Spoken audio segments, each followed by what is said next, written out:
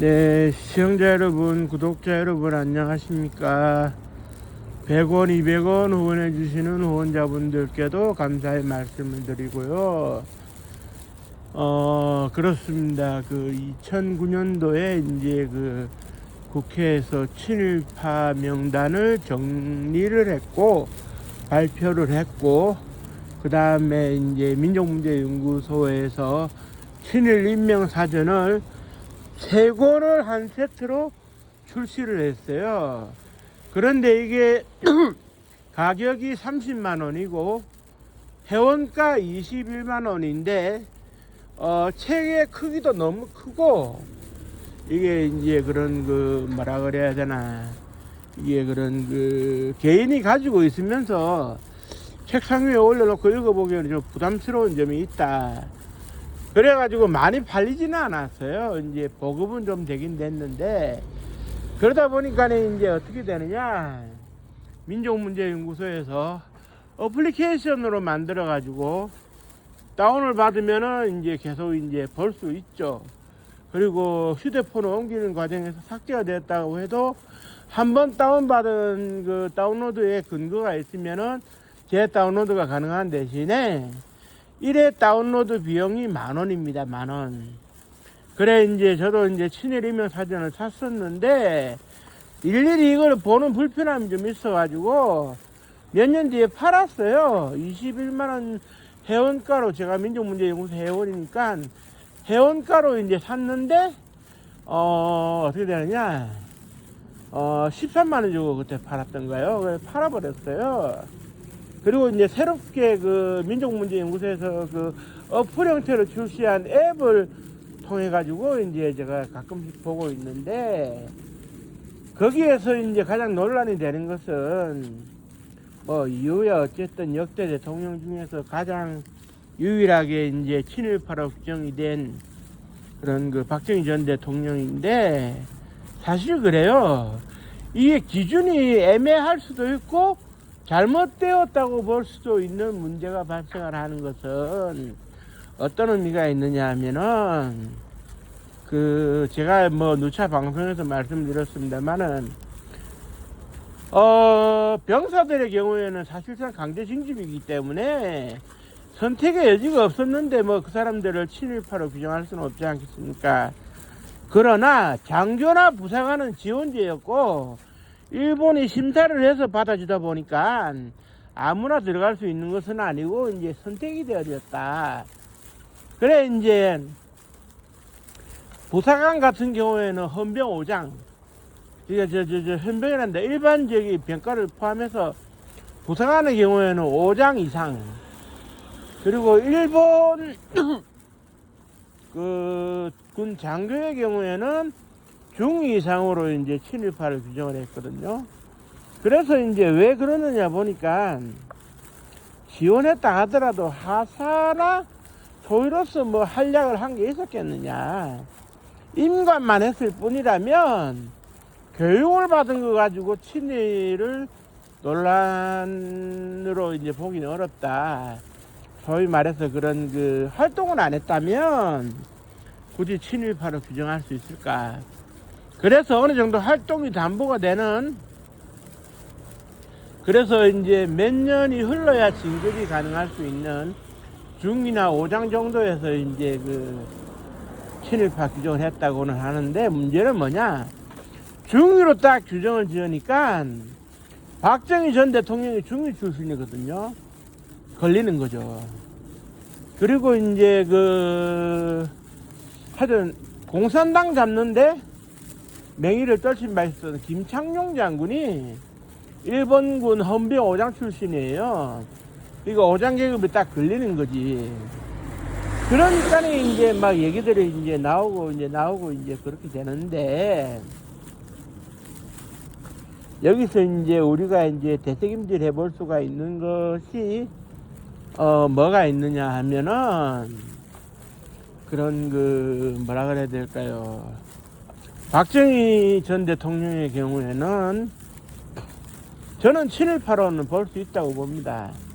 한국 전쟁 때 공을 세운 건가 별개로 공과 가를 다 봐줘야 하기 때문에 공이 한국전쟁에서 세운 공적이라면 관은 친일한 거.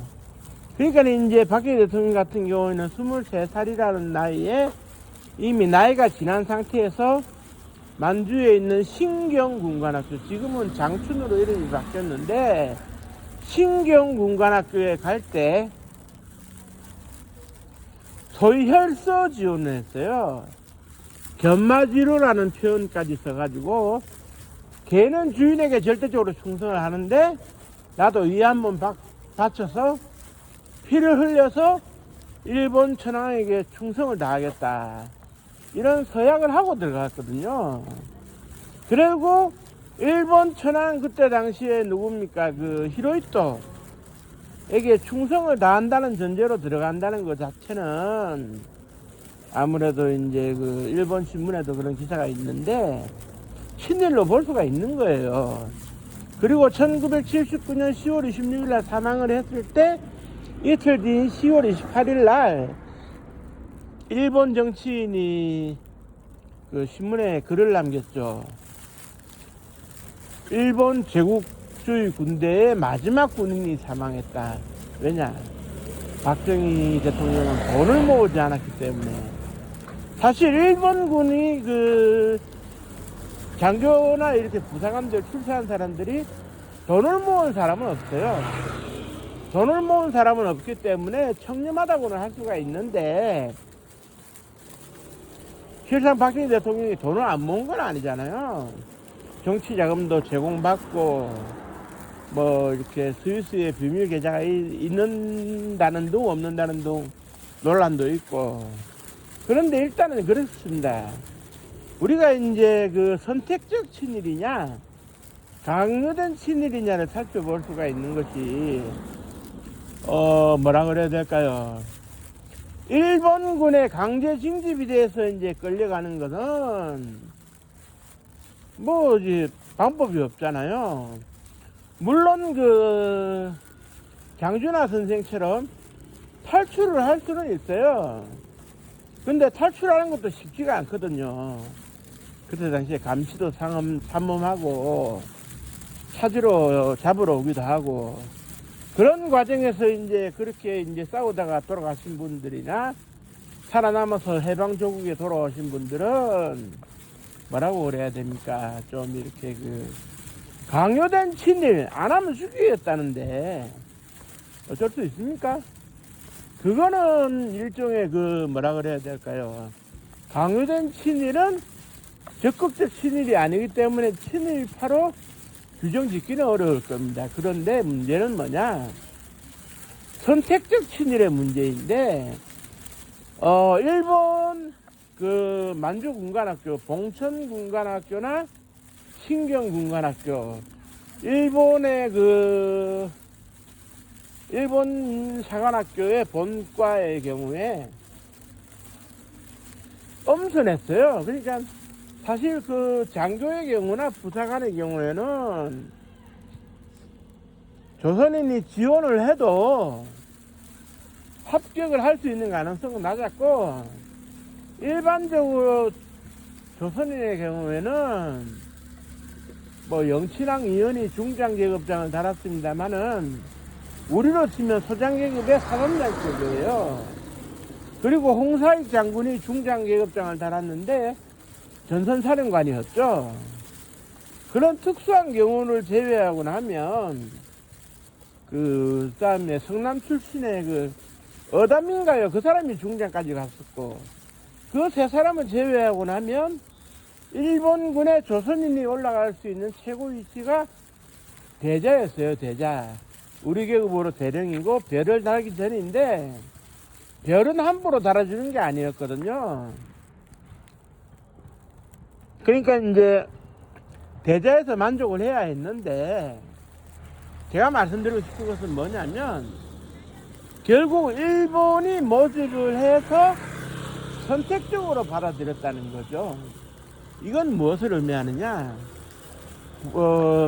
가만히 있다가 징병검사를 받고 끌려가는 징병제 하에 사병들과 달라가지고 거기도 물론 안 가면 좋겠지만 안 갈 수가 없는 상황에서는 어쩔 수 없다면 그러면 결국 어떻게 되느냐 이렇게는 볼 수가 있을 것 같아요.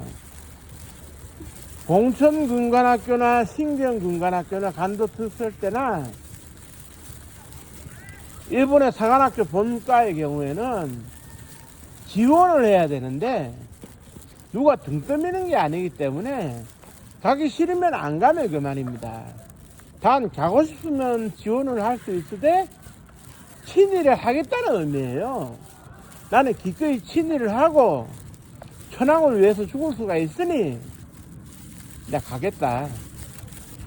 안 가면 되는 거를 혈서까지 써가면서 간 사람이 친일파는 아니다라고 규정이 지어지면 그건 좀 애매모호한 거 아닐까 저는 그렇게 생각을 하거든요. 뭐 이렇게 그 박정희 대통령 같은 경우에는 뭐 대통령 재임 시절에 일본은 우리의 불구대천의 원수라는 점은 기본적으로 잊지 말아야 한다라고 얘기를 했지만 자기가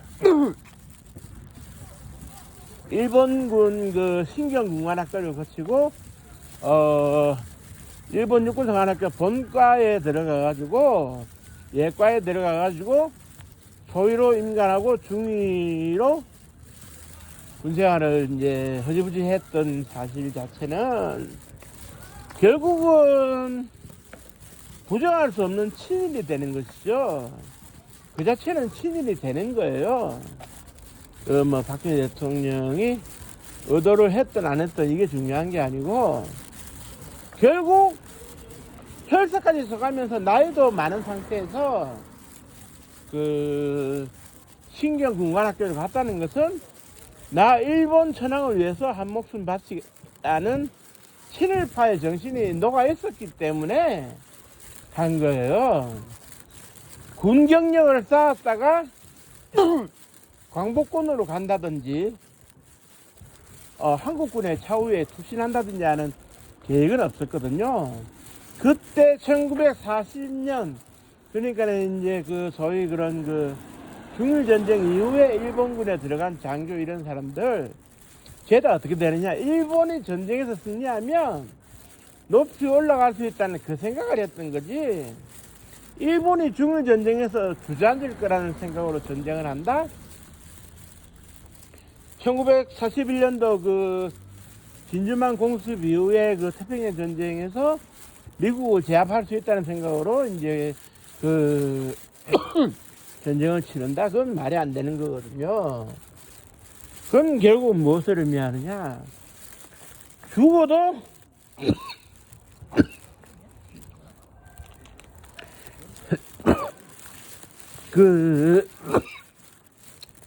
죄송합니다.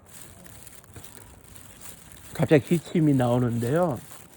죽어도 일본 천황을 위해서 죽겠다는 얘기입니다. 그리고 야스쿠니 신사에 홀령이 들어갈 수 있으면 좋겠다.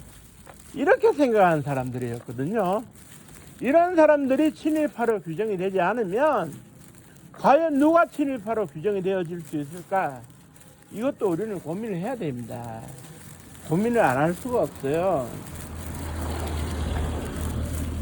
그렇기 때문에 우리는 진중하게 고민이 필요한 겁니다. 결국 박정희의 그 친일 행적이라고 하는 것 자체가 자발적이었다는 점에 비춰봤을 때 뭐 친일인명 사진에 오르는 것 자체가 문제가 안 되는 것이죠. 본인이 선택을 했는데 본인이 선택을 한 이상 본인이 책임을 져야 되고 본인이 결자해지를 해야 되는 것입니다. 본인이 하고 싶어서 한 것이 친일이었는데 왜 친일파 논란이 있는지 그건 제가 이해를 못하겠어요. 친일을 명백하게 해놓고 대통령이 됐다는 이유 하나만으로 흔적을 지운다?